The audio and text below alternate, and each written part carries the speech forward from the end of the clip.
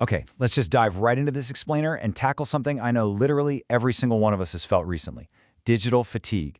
Today, we're going to build a concrete step-by-step strategy to regain control of our attention and really master our information diet in this wild digital age. So, think about this for a second. Why is it that having the entirety of the world's information right in our pockets actually makes us feel more confused, more overwhelmed, and honestly more exhausted than ever before? It's kind of the great paradox of our time, right? Unprecedented access hasn't actually made us better informed. If anything, it's done the exact opposite. Here's our roadmap for today. We'll start with the overload crisis, then look at why more actually equals less, introduce the 7-layer diet, and finally, talk about becoming an information curator. All right, let's jump straight into Section 1, the information overload crisis. Recent 2024 research defines this core problem brilliantly. You see, information overload isn't just about there being too much stuff out there in a general sense. Look at the formula here. It happens exactly when the information available becomes greater than your human capacity to process it. It's a fundamental imbalance. You're getting bombarded with YouTube videos, WhatsApp forwards, news alerts, and AI summaries all at exactly the same time on a single topic. And instead of gaining clarity, your processing capacity just maxes out, leaving you way less certain than when you even started. 4 to 5 hours. That is how much time the Reuters Institute's 2026 digital news report found we are spending on average every single day on our smartphones.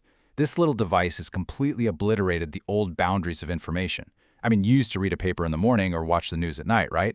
Now, it's this always-on environment where news, social media, shopping alerts, and emails are just aggressively fighting for your attention 24/7. To really understand how we got here, let's look at this comparison. Under the old model, producing mass information was expensive. It required a printing press, editors, journalists, an entire distribution network. Basically, information had gatekeepers.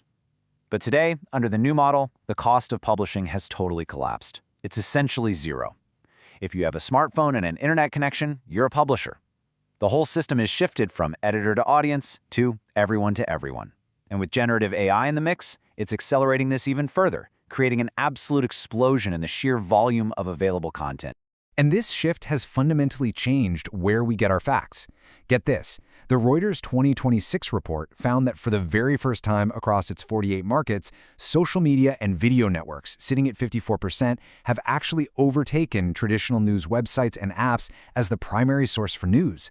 This is huge. It means our information environment is no longer driven by publishers, it's increasingly driven by algorithms and platforms. Which brings us perfectly to Section 2. Why more equals less? It turns out this massive volume of information is actively harming our understanding. Let's walk through this paradox step by step. Say you read 100 different pieces of information on a topic. Naturally, because it's the internet, you're going to encounter contradictions. And since you don't really know which sources to trust, you become confused.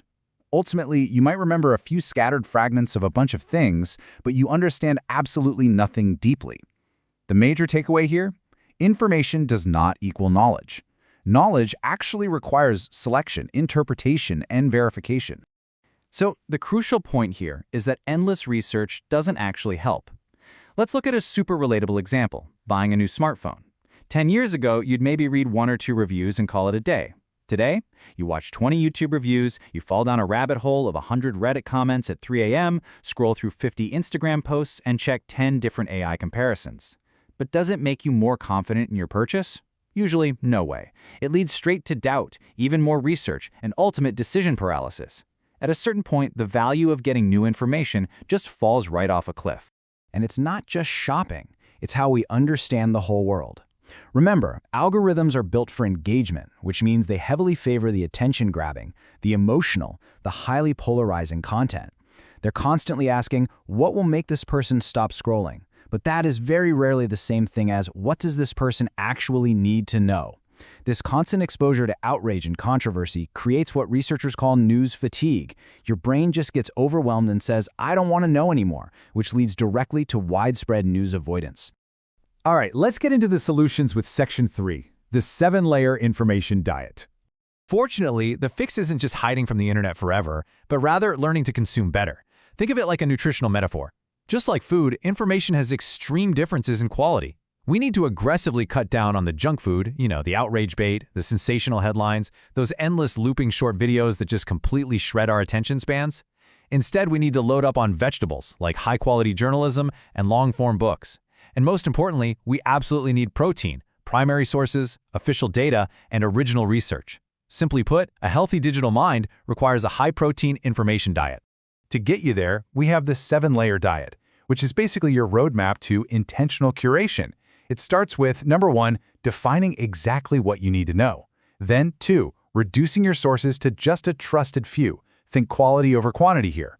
3, categorize that info into must-know versus entertainment. 4, set a strict schedule so feeds don't constantly interrupt your day. 5, turn off all those unnecessary notifications. 6, try an information fast, like maybe no news in the first hour you're awake. And finally, number 7, replace mindless scrolling with purposeful searching. Now, I want to pause on that notification step for just a second because this number is staggering, 79%. According to that Reuters report, 79% of people across markets have either completely disabled news alerts or avoid them entirely because they're just too overwhelming or completely irrelevant.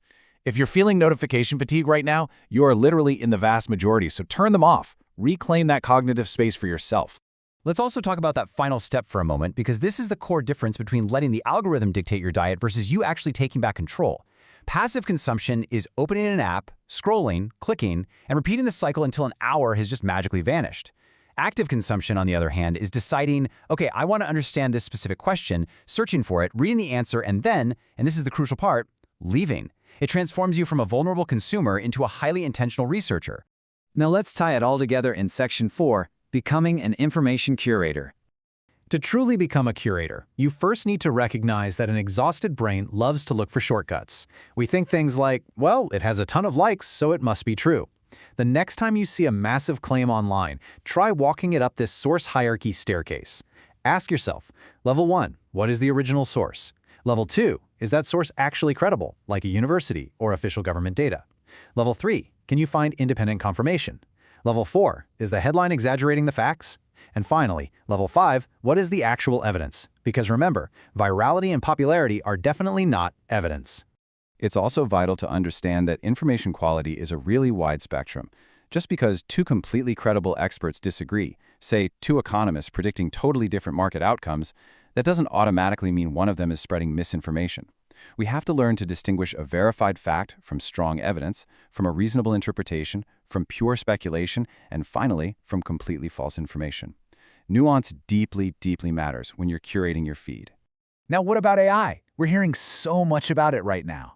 And look, it can definitely be a massive part of the problem by flooding the internet with cheap, zero-calorie junk content. But it can also be your absolute greatest tool if you use it as a filter rather than a feed. Don't just ask AI to give you more information. Instead, ask it to summarize a complex report, extract the key statistics, identify the primary sources for you, and highlight what evidence might be missing. Basically, use it to reduce your cognitive burden, not add to it. Which brings us to our final thought for this explainer. Historically, information was scarce, so the whole goal was to gather as much of it as humanly possible. But today, information is infinitely abundant, which means your attention is the truly scarce, highly valuable resource. So, I want you to remember this golden rule. Don't ask, how much information can I consume? Ask, what information is actually worth my attention?